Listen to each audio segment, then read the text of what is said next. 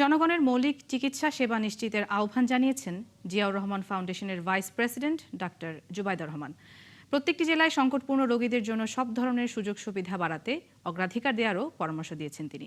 সকালে রাজধানীর এক হোটেলে Bangladesh society of critical care medicine আয়োজিত জাতীয় কনফারেন্সে এই আহ্বান জানান তিনি। বলেন, চিকিৎসা সেবাকে সবার কাছে পৌঁছে দিতে আরও বেশি প্রশিক্ষণ ও চিকিৎসা সরঞ্জামের প্রয়োজন। অনুষ্ঠানে দেশের বিভিন্ন প্রান্তের চিকিৎসক সহ সরকারের 2 মন্ত্রণালয়ের মন্ত্রীরা অংশ নেন।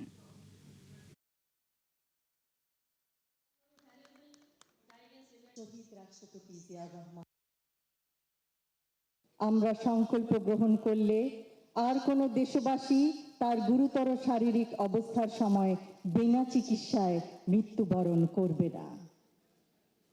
সকলে একসাথে কাজ করার মাধ্যমে সুষ্ঠু পরিকল্পনা বাস্তবায়নের মাধ্যমে ক্রিটিক্যাল কেয়ার ইউনিটের সংখ্যা বাড়ানো সম্ভব।